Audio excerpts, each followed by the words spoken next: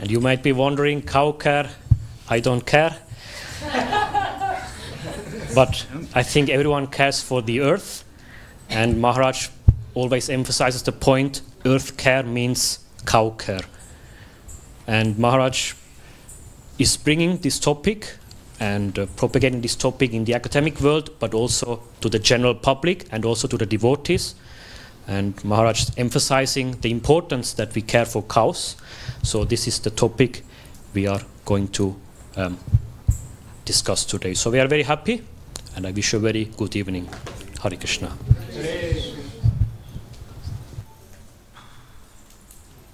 Maybe we should just start with this. There's been a lot of kirtan this afternoon.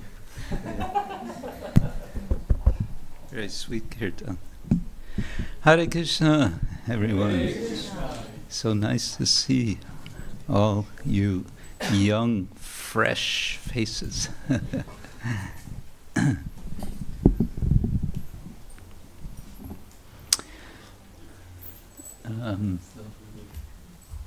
It's always a question whether we get the technology working. And if you could move the whole thing a little back so that I can see whether it's working. Okay, that's fine. Ooh. Well, they need to also see. It doesn't, yeah. No. Yeah. Okay. But let's see if we get it working.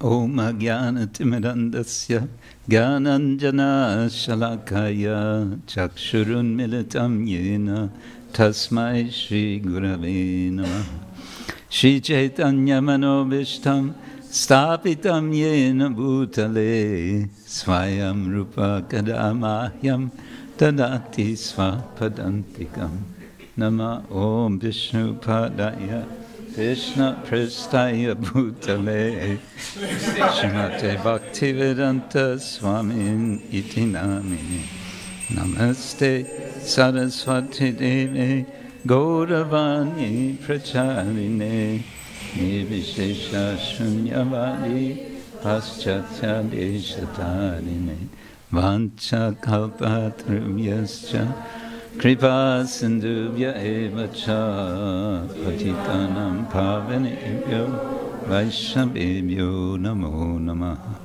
He Krishna Karuna Sindhu Dinabandho Jagatpate Gopesha Gopika Kanta Radha Kanta Namostate Tata Kanchana Gaurangi Radhe Vrindavaneshwari Vrishabhanusute Devi Pranamami Haripriye Jai Shri Krishna Chaitanya Prabhu Nityananda Shri Advaita Gadadhar Shivasadi Gaura Bhaktavinda Hare Krishna Hare Krishna Krishna Hare Hare Hare Ram Rama Rama Hare Hare Krishna Krishna Krishna Hare Hare Hare Rama Rama Rama Hare Hare. So thank you all for being here for this little presentation, which is a second showing of something I did, let's see, April 22nd this year on Earth Day. Did you know that there's an Earth Day? Should be that every day is Earth Day, but okay, we get one day a year. Oh, could I have a small table to put this on? Yeah, that'll be good. Thank you. Yeah. Thank you. Oops. Oh, yeah. What would we do without the machines? Okay. Now you may, the techies amongst you may say, how come he doesn't make it full screen? And the answer is because I don't know how. I mean, I know how here, but when it goes there, generally it doesn't work. These guys and these guys don't like each other so much. Okay, cow care is earth care. I was asked to give a presentation on this subject on Earth Day for devotees, and so that's what I did. So I'm really just recycling this for you. I hope you don't mind. And it may still be interesting for you that there is such a thing as Earth Day. It was started officially in 1970. It took that long. And they have a theme every year, a special theme, and this year, 2024, the theme is Planet versus Plastics. We'll come to that a bit later to mention it briefly. I'm going to be now, okay, this is cows and earth connecting the dots, but I'm going to be doing a fair amount of sort of background, getting the bigger picture first. What is the problem before we get to the solution?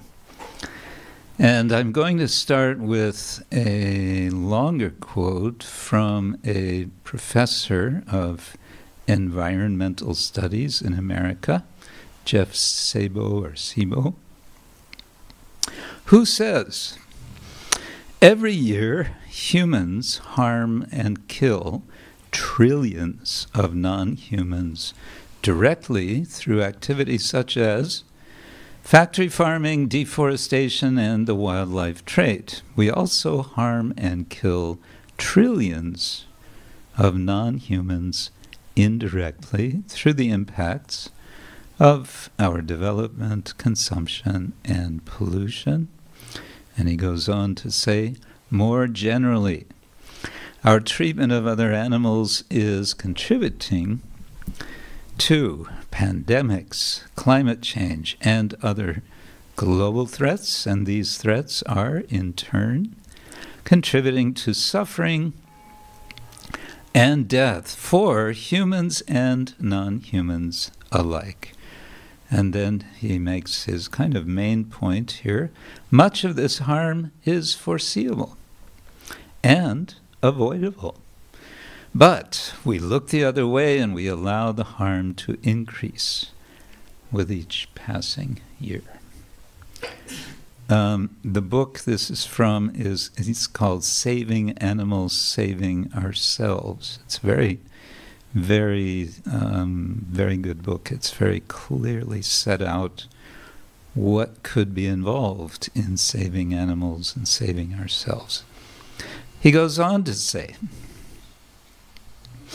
unfortunately, this work will not be easy, in part because pandemics, climate change, and other human-caused global threats are, to adapt a term by Stephen Gardner, perfect moral superstorms.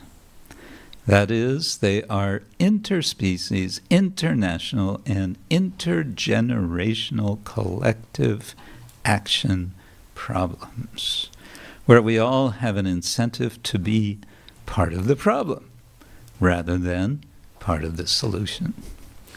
And where the individuals most responsible for the problem, that's us, are in the global X number of zeros, 1, 0 point, in other words, a tiny percentage, Different from the individuals most impacted, and then he gives 99.99, etc. percent.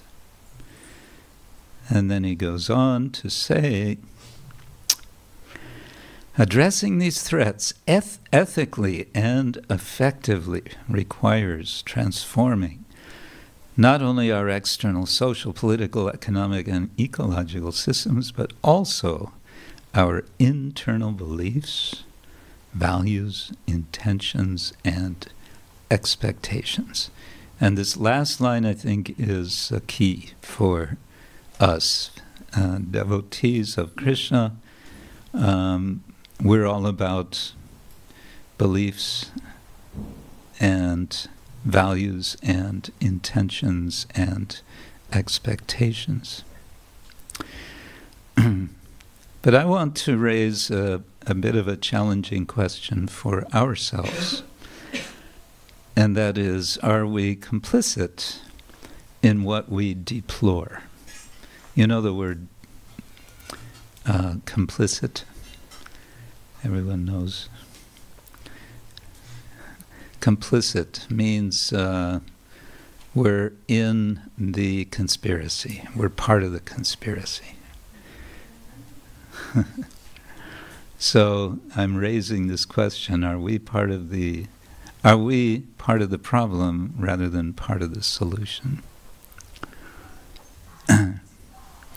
What do we deplore? Because the question was, are we complicit in what we deplore? You know the word deplore? We hate it. It's terrible.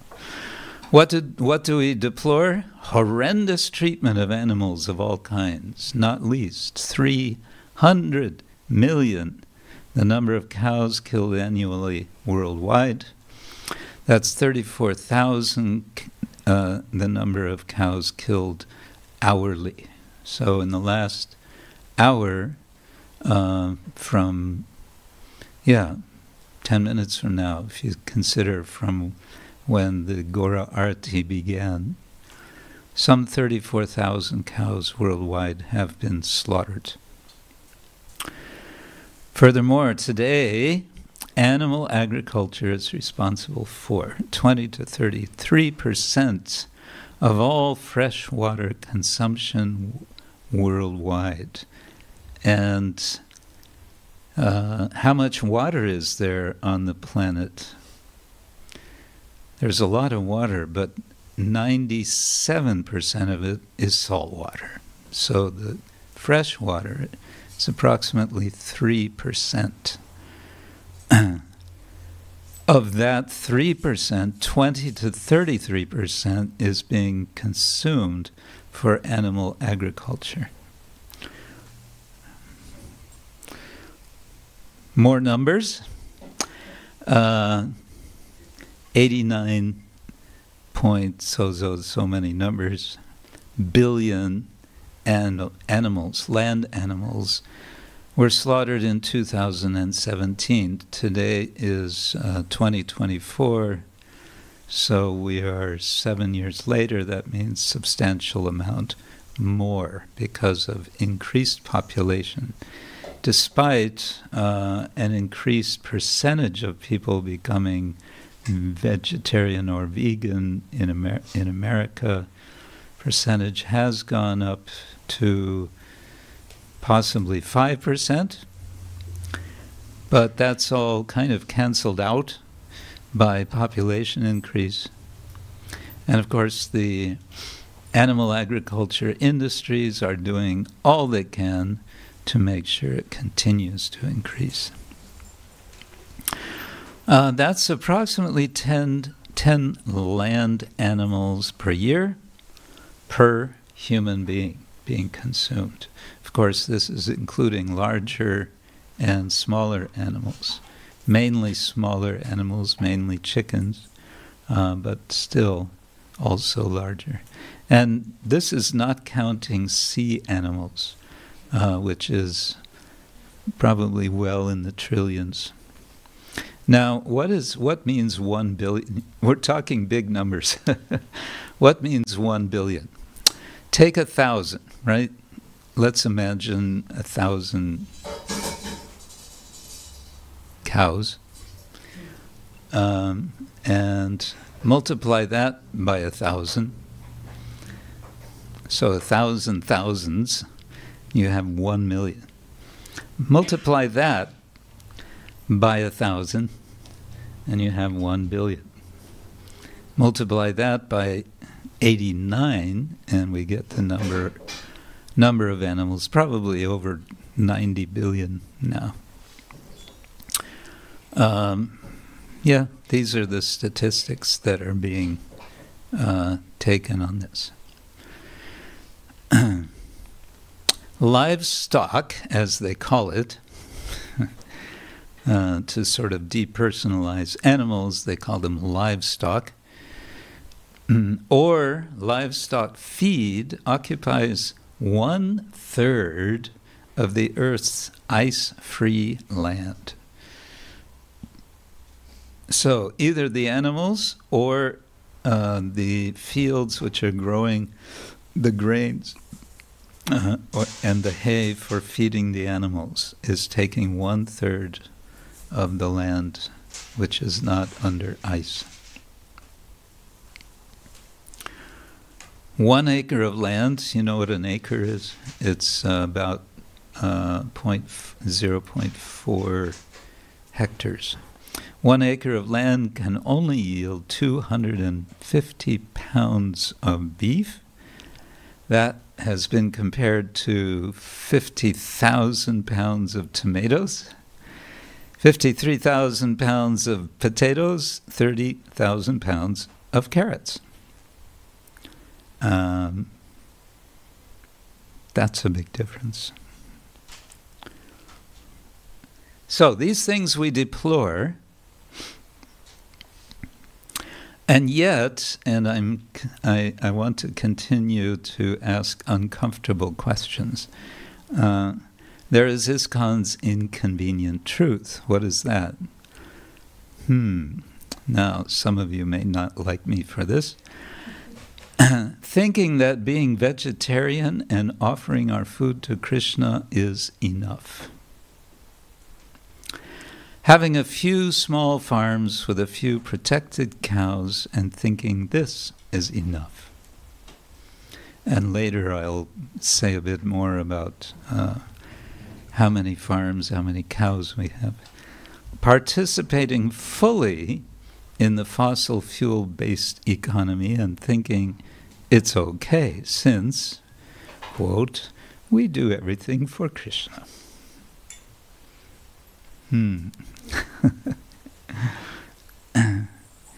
Also, this is my own reflection.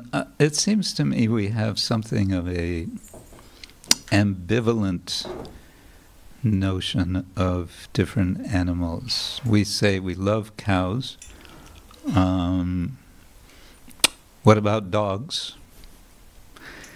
Dogs are kind of down low on the scale of our beloved animals, although for a huge number of people it would be the other way around.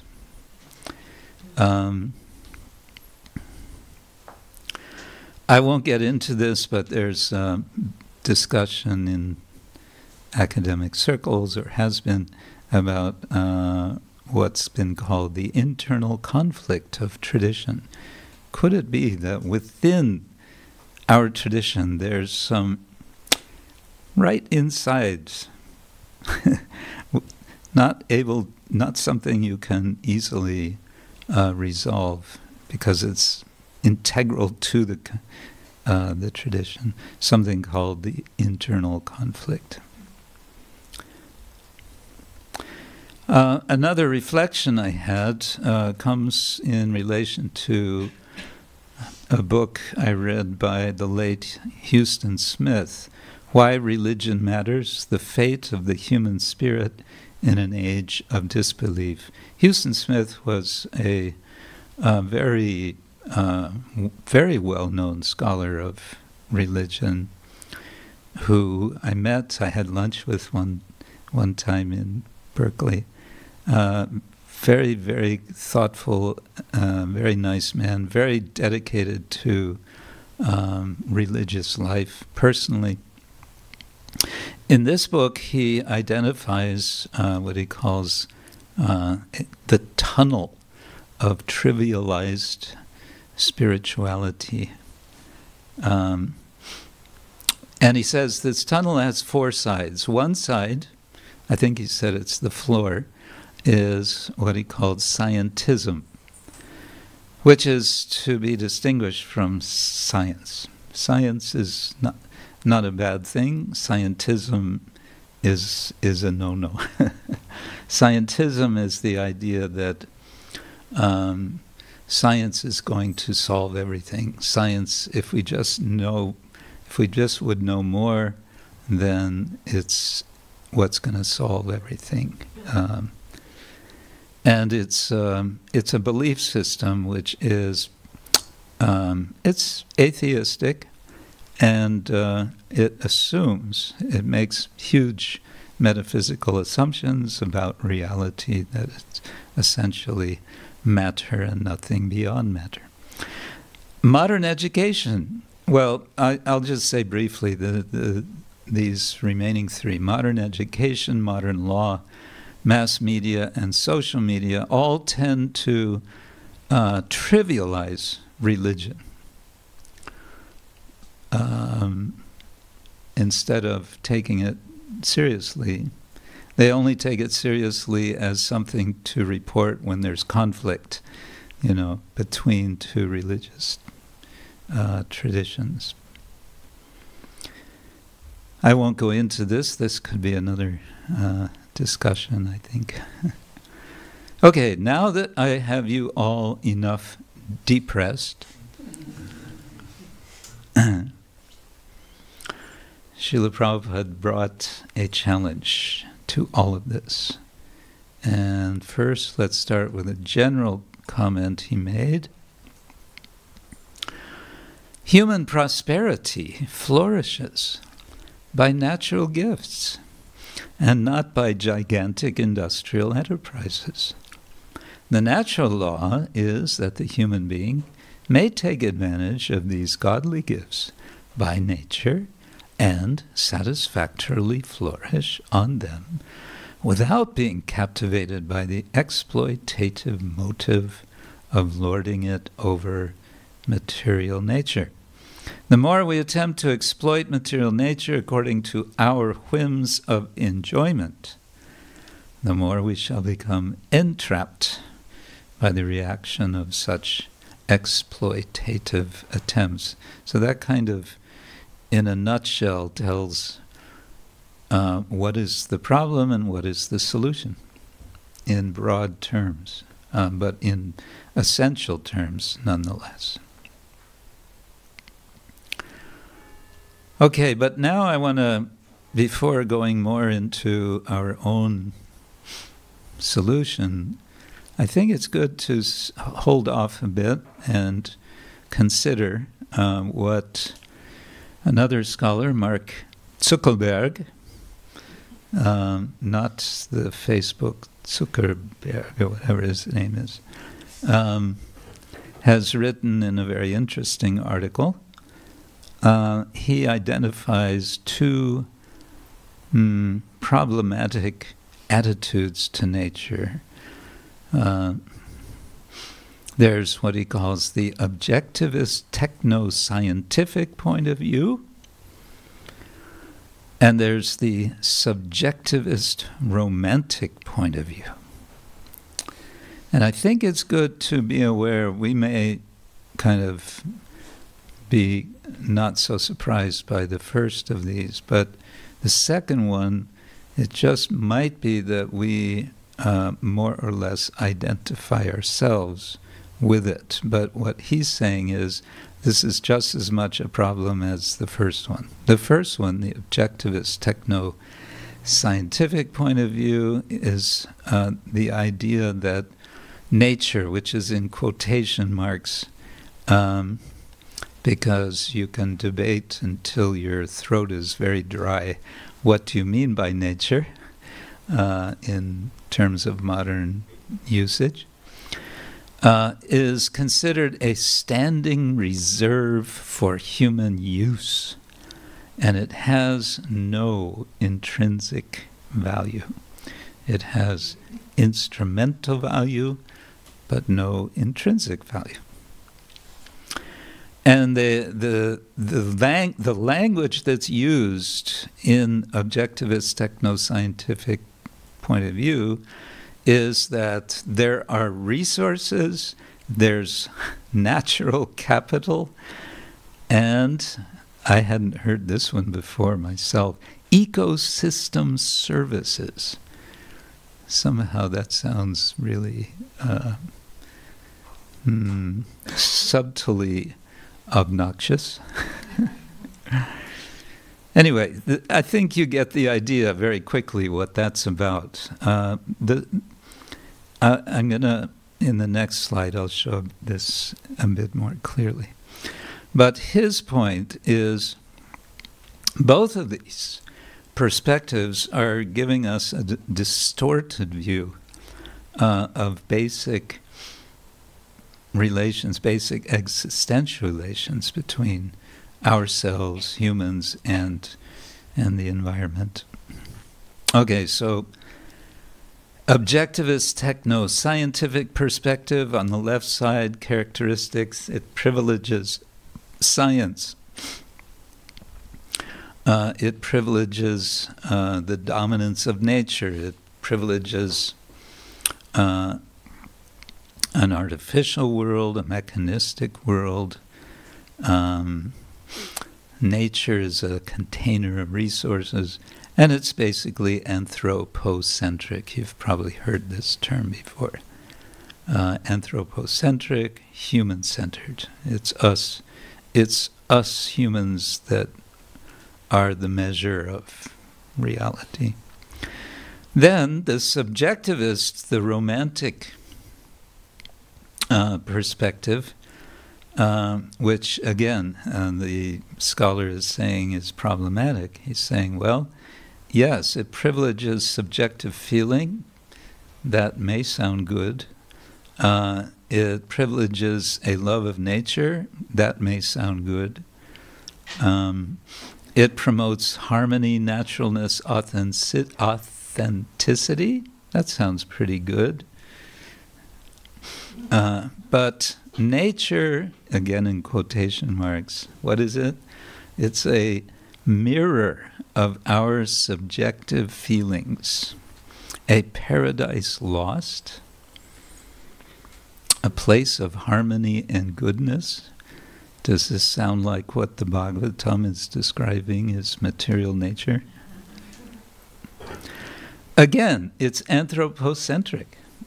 So there's a problem here. Okay, back to Srila Prabhupada.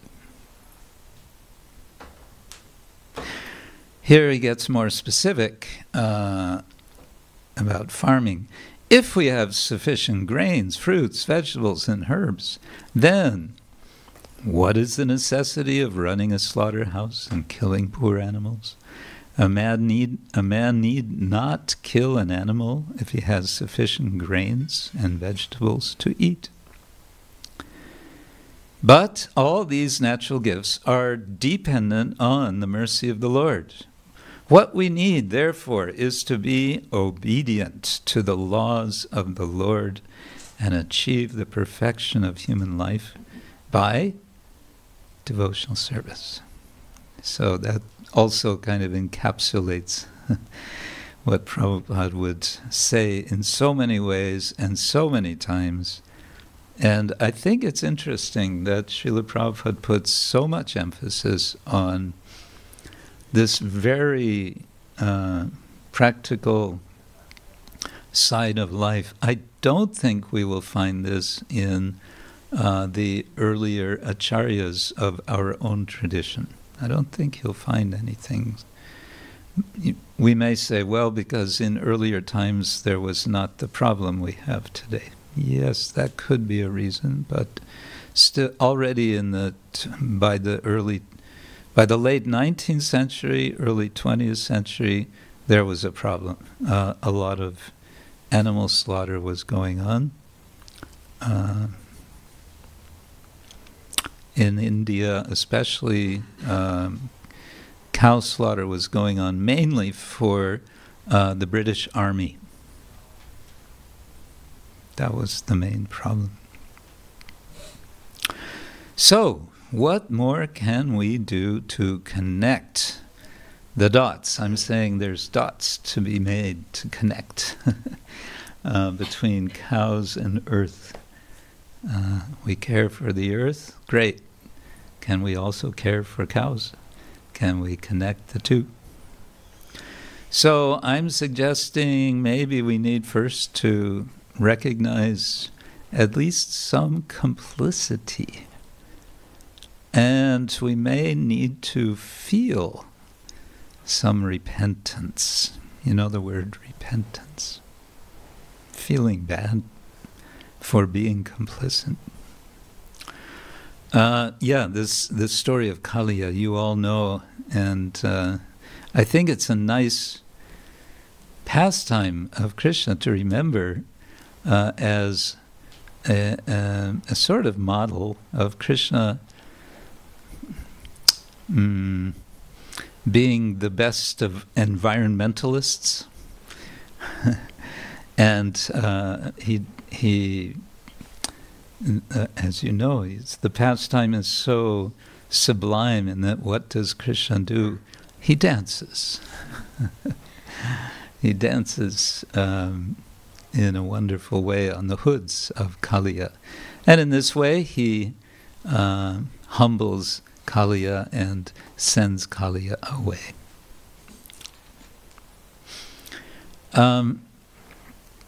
Feeling responsible.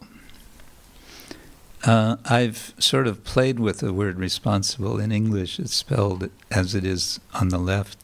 But there's connected with this the idea of being able to respond. And here I would recommend a wonderful seminar. You can find it on, guess what, YouTube, of Radhika Raman Prabhu. He did I think a 3-part seminar in Silicon Valley. Maybe it was this last year, on engaged Vaishnavism, which he explains very systematically why it's a good idea. Do we have it? No. Why it's a good idea for Vaishnavas to be engaged in the world.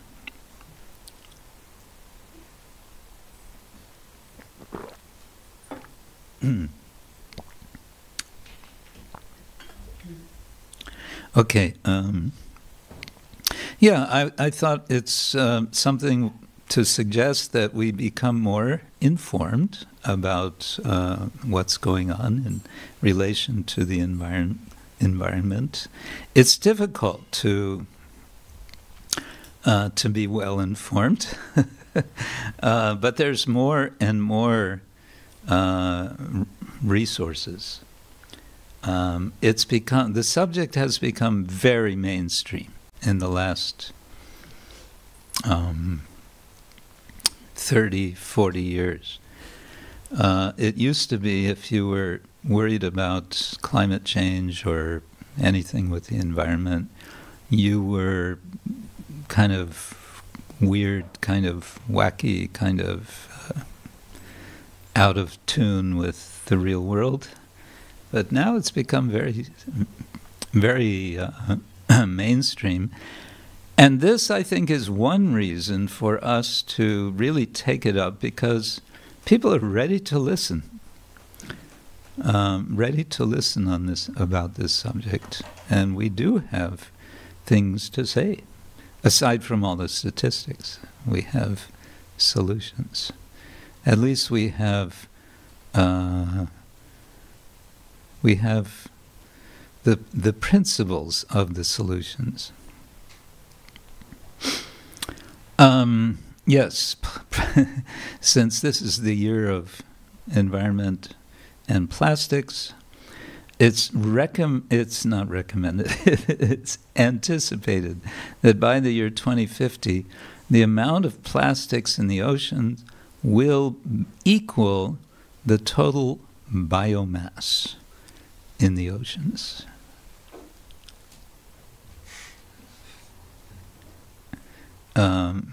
Of course, the total biomass in the oceans is probably getting depleted quickly also. That's another thing. ISKCON farms, I don't have the numbers with me of numbers of farms, but this is roughly the number of cows that we have worldwide. The largest number by far is in India, with some 4,000 spread around in different projects. And then the rest, after that comes America with 300, 200 in Europe, Australia 180. I don't know where that's pointing to that says 20. It's not Kazakhstan, maybe. Russia 122, South America 36. That's well, that's something. It's not nothing, it's something. But how many cows are killed in 1 hour on the planet? What did we say? 34,000. Hare Krishna. I think we could increase the numbers, but not just to have numbers, but to show how they can be integral to this solution to all these environmental problems.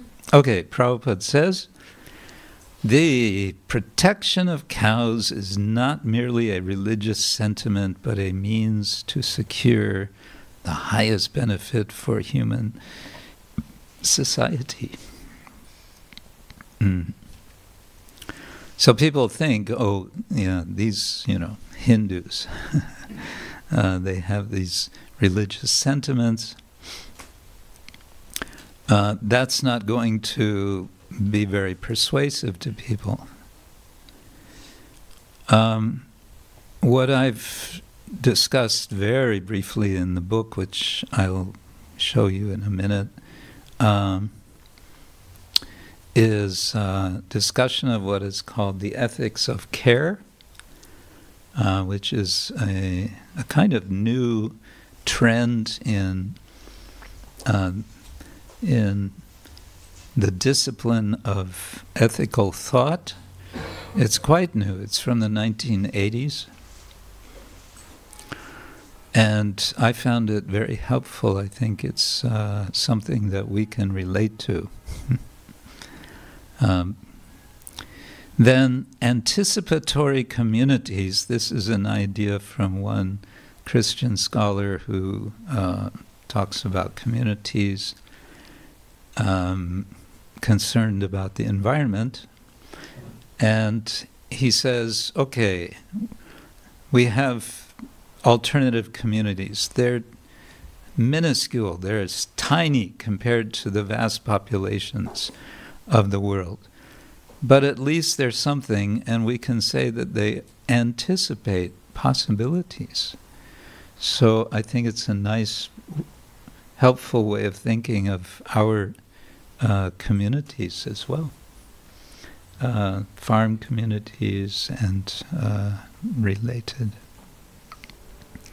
Now, there's a concept in political philosophy called communitarianism. It's basically pitched against individualism, and the debate goes on, which is better, and so on. So I proposed Dharma-based communitarianism, and I discuss a bit in the book what I mean by that. And then, a very interesting idea, animal citizenship.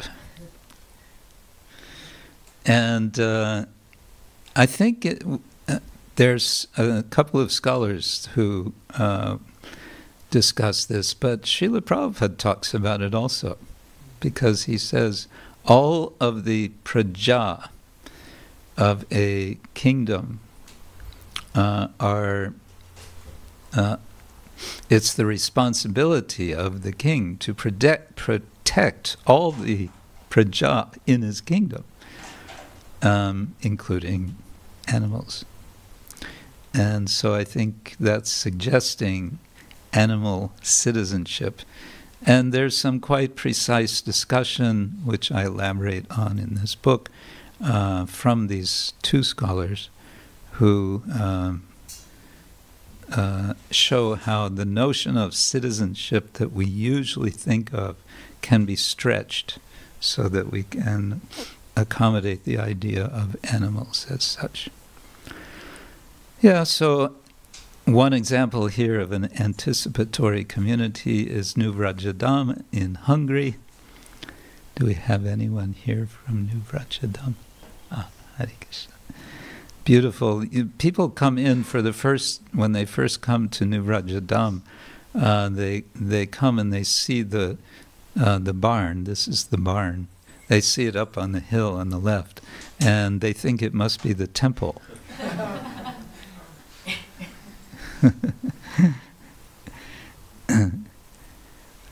And in some sense we can say, yes, it is.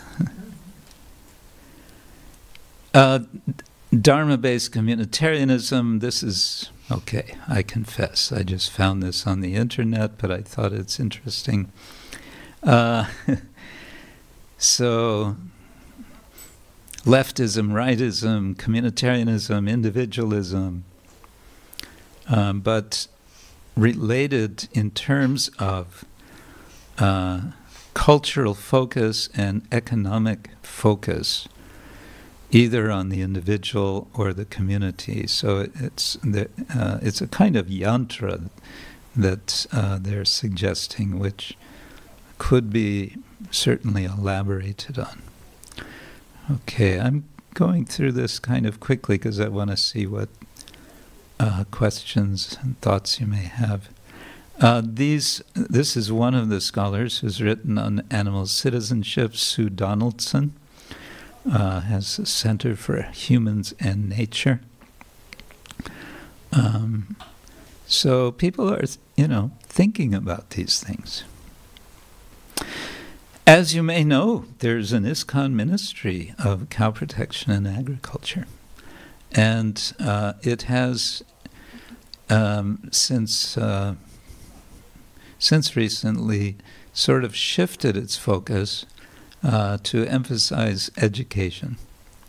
And so, as we speak, they are running a course, an online course on cow care, cow protection.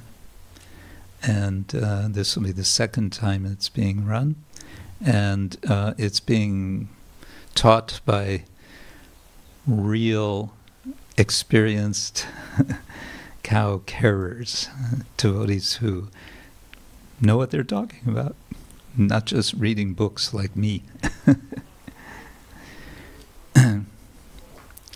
Okay, this is coming toward the end. What about cow care and earth care?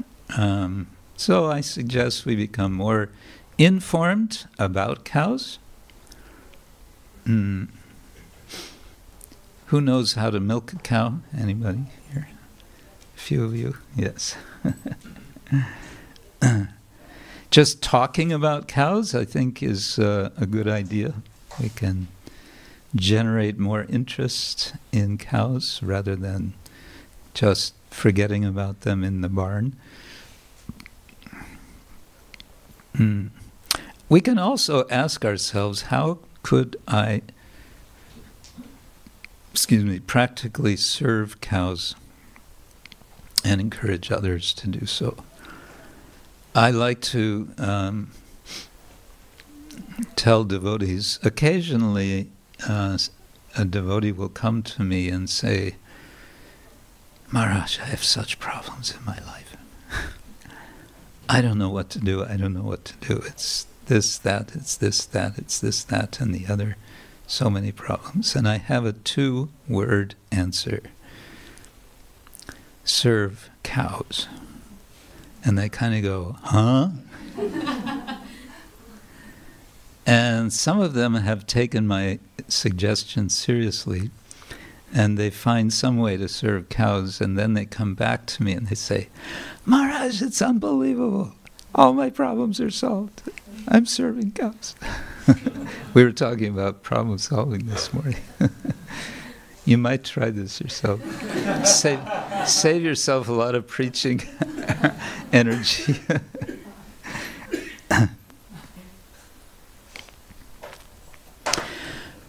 I personally feel we need to talk more about the ethics of drinking milk. I think we drink a lot more and we eat a lot more dairy products than we need to. Srila Prabhupada said 1 small glass a day. That's what an adult should have. And then more broadly, rethinking our lifestyles, individually, collectively. And finally, maybe we should not just wait. Patience is a virtue, I know, but, well, I don't know. Let's see if this will work this time. Yeah. Okay, watch closely.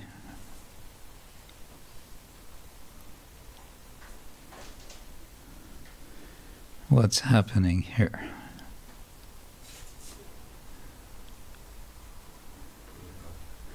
It's a bullock cart, yeah. What are they doing? No. Yeah, they're just bringing hay to the barn. Are they in a big hurry? Not really. Are they getting there to the barn? Yeah. Yeah, so, you know, Hare Krishna, that's life on the farm. Okay, there is, for any of you interested, there is this book, and it's open access. You can download it, the digital version of it, if you like. It's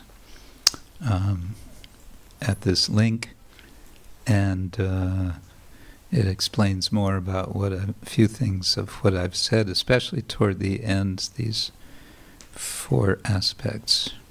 I think I'll stop there. Yeah, and see if you have any thoughts on any of this. Cow care is earth care. That's the point. That's the general point. And in a way, you could say this is just kind of, the whole thing is kind of an introduction, and one could go into more detail after this. But it is what it is. Hare Krishna. Questions? Thoughts? Yes, Maharaj. Maharaj, when we hear about this... Hare Krishna. Thank you, Maharaj, for presenting this. I was just thinking for myself, when we hear about this topic and we understand why it's so important, but I think, especially speaking for myself and maybe many others, because we grew up in cities, and like for me, like I had 0 contact with nature, like proper nature. You saw the sky sometimes. I saw the sky sometimes in London. Right. So it's almost like we just so, like we grow up in cities, in an urban jungle, like so disconnected from animals, so disconnected from nature, that even when we hear it, and it's just like, I feel like I have a lack of sensitivity to it just because I didn't grow up in nature. Yeah. And I also feel like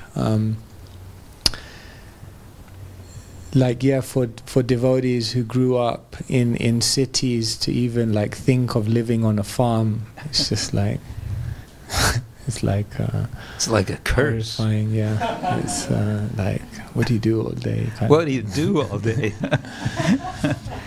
So is it that we also have to gradually expose devotees to like this kind of to build that sensitivity, to build that appreciation, to build that, because it just feels like unless you're really connected with nature and you really have an appreciation and a love and a connection with nature in that sense, it's really hard to be like a change maker or conscious change maker.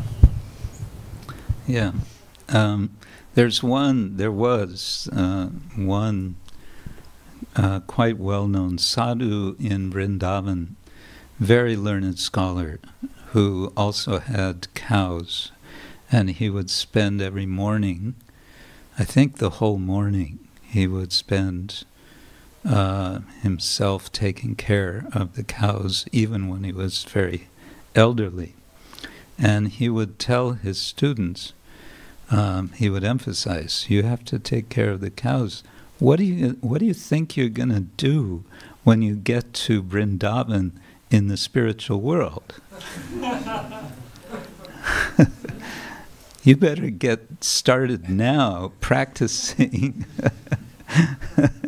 if you want to be with Krishna and the cows in Goloka Vrindavan. It's called Goloka, right? So he makes that point. But yeah, where's the where the transition? How do we go beyond just sort of the what's the word? The nostalgia, the fantasy of a pastoral life. I think it's something we have to work on. But the little thing I'm trying to do is let's talk about it. Let's keep talking about it. Kalakanta Prabhu, who is the global minister for cow protection and agriculture, one thing he wants to start up now is urban gardening. Wants to get this promoted amongst devotees, congregation. There's kind of a movement, apparently. I think it's interesting. Some of you may have had some of this impact you vaguely. During the COVID time, suddenly we were all conscious, where are we getting our food from? And I think a lot of people started thinking, gosh, maybe I should have some land for growing something. Of course, the first thing that happened is everyone ran out and bought toilet paper. As if you're going to eat toilet paper. I don't know. I don't know what. I mean, that just shows how out of touch people are. But that was the big issue, right? You heard about that? Yeah. But my point is, as soon as the COVID kind of panic passed, I think just as quickly as it came, just as quickly everyone sort of forgot about it. That, potatoes do come from the ground. They don't just come from the supermarket. So how do we close that gap? I don't know. I think we have to keep talking about it and trying in small ways. I'm a kind of a champion of start small, whatever it is that looks overwhelming, that we start small. Because from small you get a little success in something, and that success makes you feel inspired. And then you start thinking, well, how could we expand this? How can we develop this? And then Krishna starts giving ideas. And he starts giving some facility. And we can't anticipate how all of that starts happening. But it can happen. In Radhadesh, what's the gardener's name? Thibaut, yeah.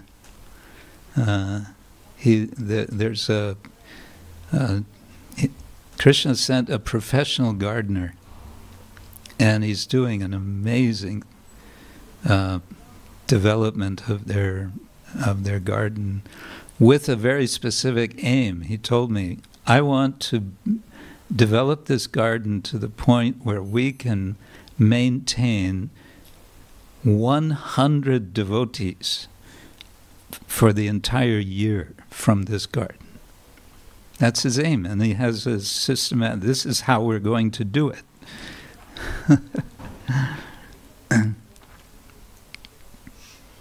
So these things can come. We shouldn't, so therefore, as Prabhupada, as we all know, Prabhupada said, impossible is a word in a fool's dictionary. We don't like to be thought of as fools, do we? So, Prabhupada would say, you Westerners, you have to use your brain. Use your brain. How to spread this movement. Yeah. Yes. Gauranarai. Thank you so much. I have few, but kind of not challenging, but just putting at the side. Yeah. So just yesterday when I was in the street, I met a person, just in a conversation, he asked, oh, where are you traveling from? I told him, okay, I'm just come from Norway and going back in 10 days. And then what next? And I told him my travel schedule. And he was like baffled because he just came from this environmental places where they're asking people to cut down on their traveling. Uh-huh. So my question, the first question is like, in the presentation you mentioned that at the name of Krishna consciousness, we are not careful about how we are impacting the environment. Yeah. We see like our preaching more or less is traveling all the time. Using fossil fuels to do it. Yes. Yeah. So I had to give him a Krishna conscious understanding that at the name of Krishna we're doing this. And so first thing, what's your take? Because we do travel a lot. Yeah. So are we going to cut down on that? And why do we specifically care about this project and not about those people who are talking about cutting down on fossil fuel? Yeah, I'm all for it. I wish I could just stop traveling.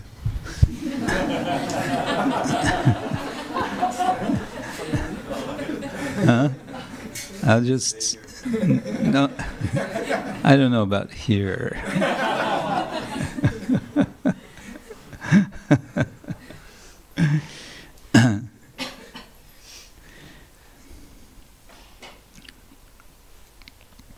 Yeah, I don't have a solution. I'm a culprit. I'm also traveling. Although, I mean, I'm getting older and I'm trying to slow down and not travel quite so much. But as a society, yes, we're all out there in our vehicles. In 2019, I was in Gitanagari.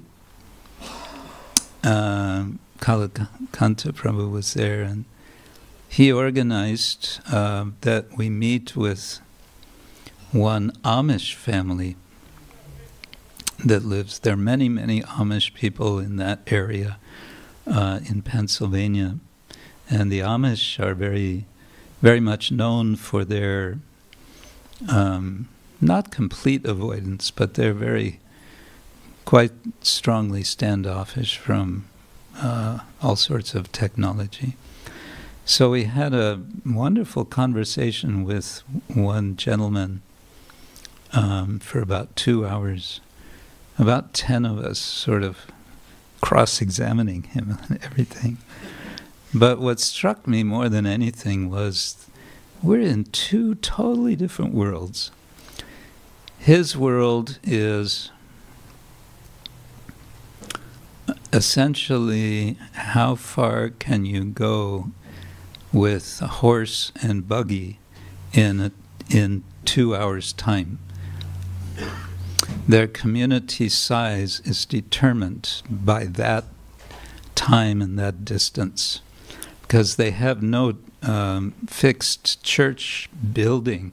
They go from one of their members' house to another for their Sunday church events, and they get there by horse and buggy. And if it takes longer than 2 hours to get there, then they will have another community. They'll meet with others that are closer. And I was listening to all this and thinking, oh my God, we're buzzing all over the planet, flying here, flying there, emitting megatons of carbon, and as if there's no tomorrow. It's an interesting thing that in recent years there's been more and more talk about in this realm of environmental ethics, that we need to be thinking about the next generation, because if we don't, they're all going to be cursing us. You know, they're going to be looking back on us and saying, what did they do? They ruined everything, and now it's too late. Because there's a lot of scientific evidence, and it's not unreasonable evidence. There's quite a good amount of it, that there's a tipping point at which the climate change actually goes quite thoroughly out of control and spirals and just gets worse and worse. And there's nothing, you know, we could do all we want, but there's nothing that can be done. So we're kind of cooking this planet. It seems to be what's happening. There's, of course, climate change denial. I talk about this in another presentation I gave. We could decide to do climate change denial. We could. There's a certain logic to it. Or we can go to the other extreme of being apocalyptic and say it's anyway all going to collapse sooner or later, and there's nothing we can do about that. So we won't do anything, we'll just chant Hare Krishna.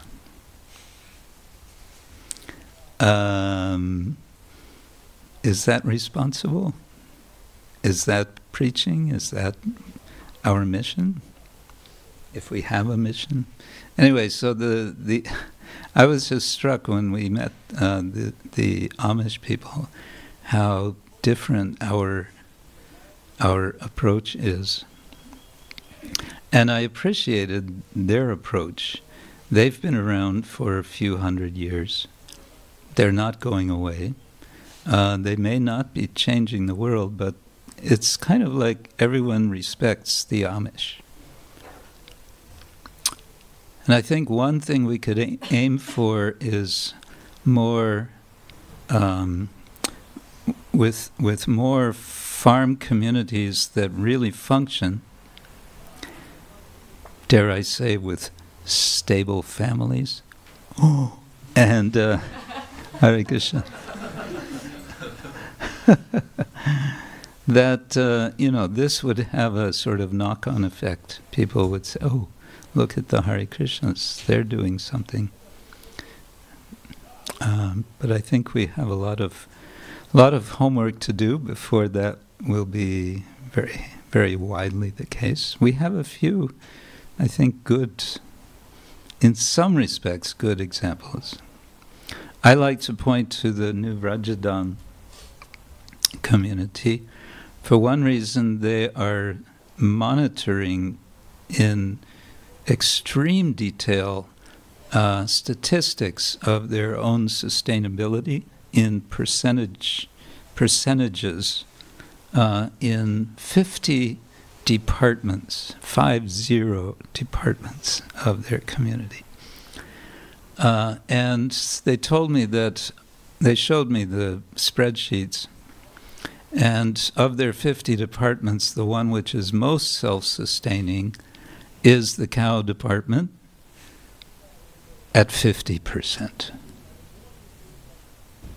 Only 50% sustainability. They're working on it to increase. And Shivaram Swami told me the overall project, they said, is 33% self-sustaining. He said, in a pinch, if the outside economy collapses, we can make it 100% self-sufficient in a week.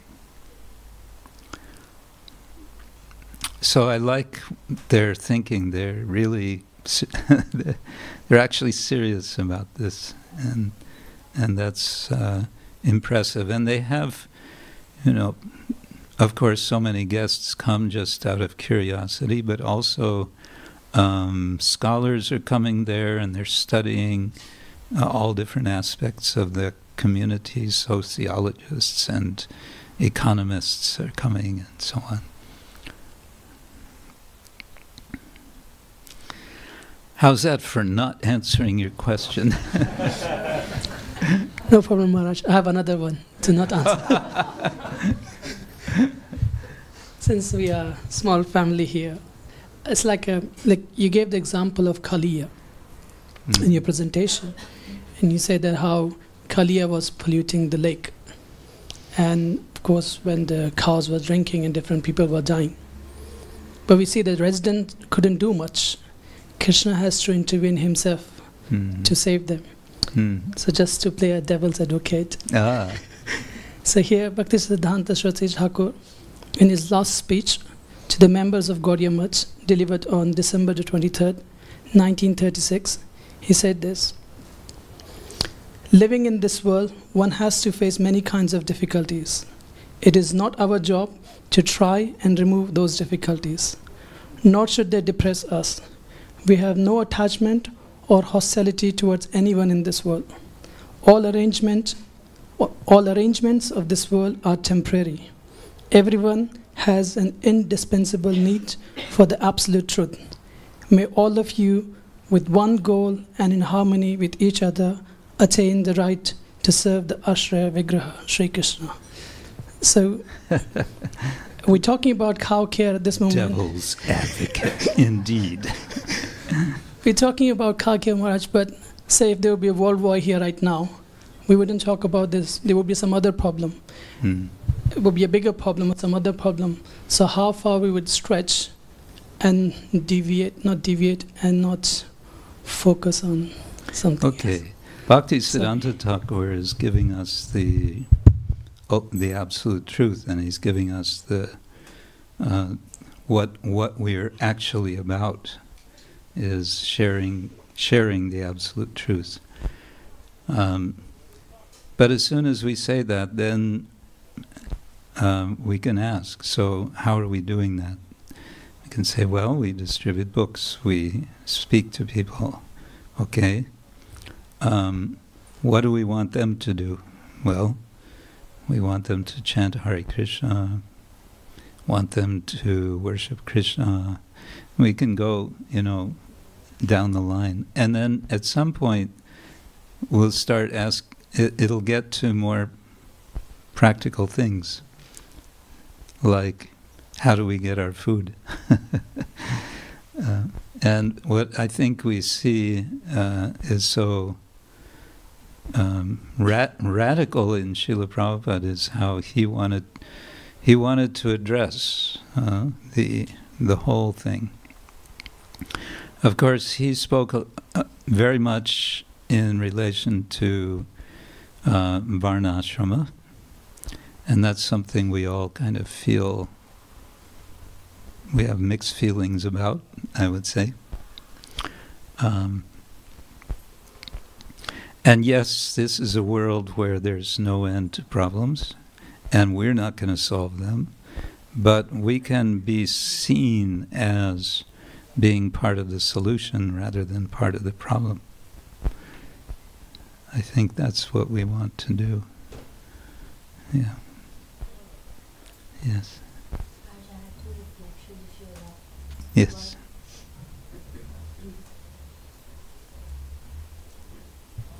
One aspect is on protection of cows. I remember growing up in India, I knew where the milk is coming from. It was a Goshala, and I knew the milkman also. And then when I moved to the West, of course there were these bottled packages and you don't know where it comes from. And last week Diana and I, we went to this farm which is actually owned by the university. It was a cow farm. It was quite painful experience because we saw how they deal with the cows. They had about 100 cows, and then they had holes drilled into the stomach, and so much is happening. And that's how we were discussing, and especially Diana was quite moved by the experience of that's how we are educating our farmers. And I was thinking that of course we have the courses where we try to educate devotees, but have we ever thought about actually making it good enough to actually go to schools and educate farmers also, because they're just having a completely opposite education of abusing cows. And that's we can preach, and later these individuals become devotees, and then the question is how conscious are they of this. And I was thinking of this example of Govardhan Eco Village, that they do it so well that it's seen as an example, and even scientists go there to explore these subject matters. Yeah. So are we maybe thinking in this term too? So that was just a first reflection. Good. Let us do more of that. Let us be thinking in that direction. Yeah, Prabhupada said he wanted to create Brahminical culture, and the Brahmins are the teachers. And what are we teaching, and to whom? It's true, we should be teaching the farmers, showing them there's a different way.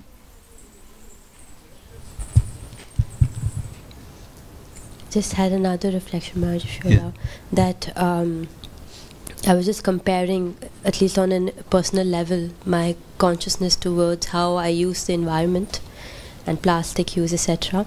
And if I compare when I was living on my own, I was quite conscious because I was surrounded by university students who were quite conscious. And then after one point when I moved into the temple, a lot of things changed. I mean, not to blame the fact that I moved into the temple, but then I was thinking of how we keep preaching going big in terms of caring for the environment and our farms. And I was thinking maybe the solution is going small and making it more personally relevant. And because, for example, in New Vrajadham, when Radhakrishna Prabhu took us around, and when we went to the Goshala, then I asked the question, are you also self-sustained in terms of ghee? He said no. And why? Because they're trying, it's too big a quantity. And then I was thinking, what are your thoughts of actually going small rather than going big? Yes, small is beautiful. The saying goes. Yes, Diana. Yeah, Hare Krishna Maharaj, thank you so much for this important lecture. A short question. I live in the countryside, and how should I say, quite there is a little in a little village with approximately 100 inhabitants, and I really like to farming, and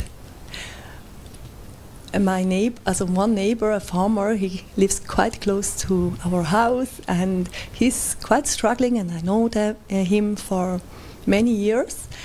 And sometimes he asks me to help him, because now it's also the hay season and a lot to do, and he's really struggling.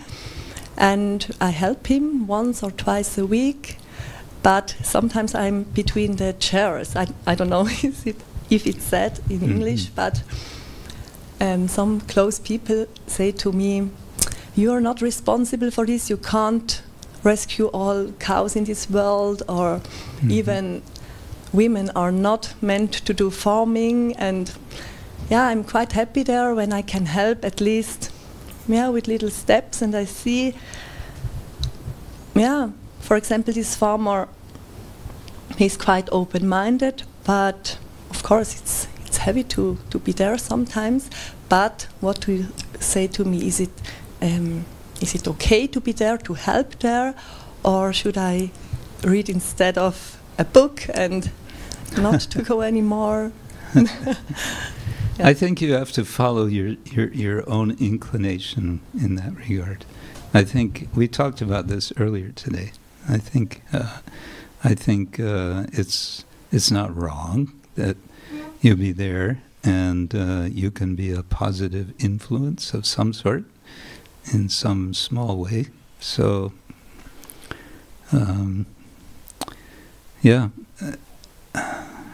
from your experience, that could then also be a source. Eventually, it might be something that, based on that, you would have a clear sense of how to relate with other farmers in the future, and that could become an effective way of being yourself. Yeah. Thank you.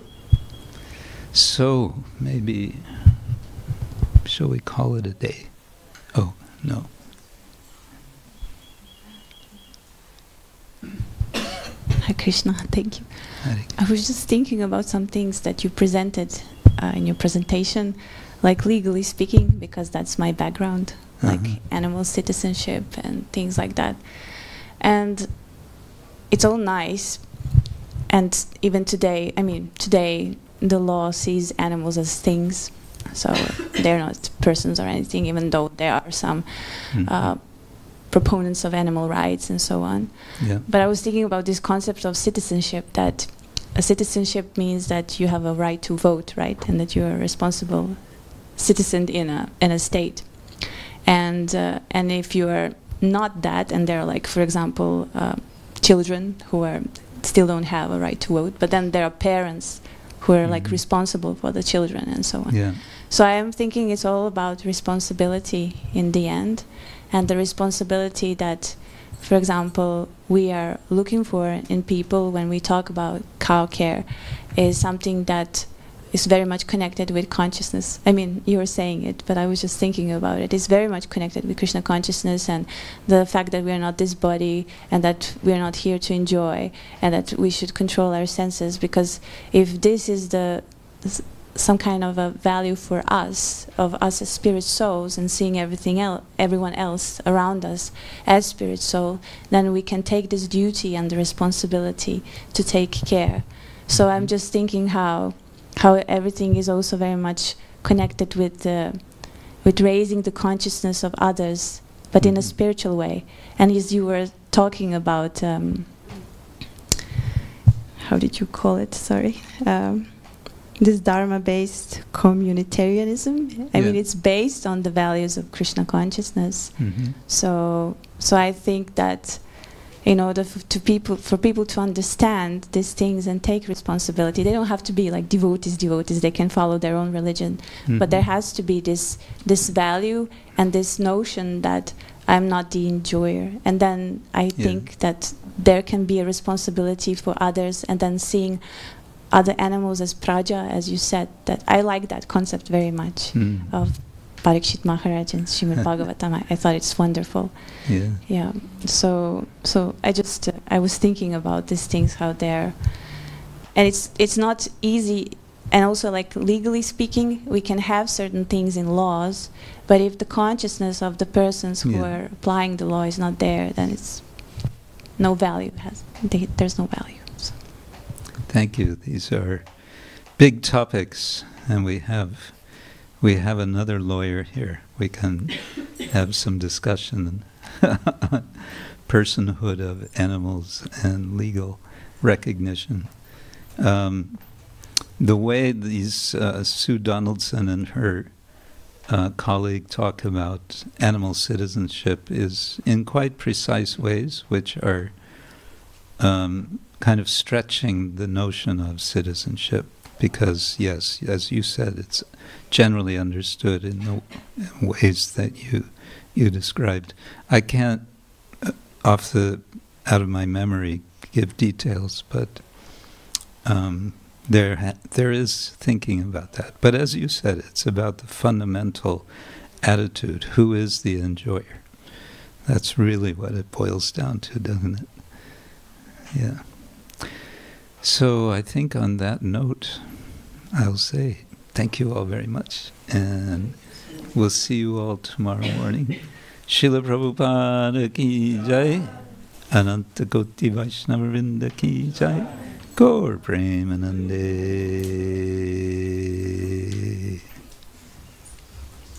Krishna Ksetra Swami ki jai.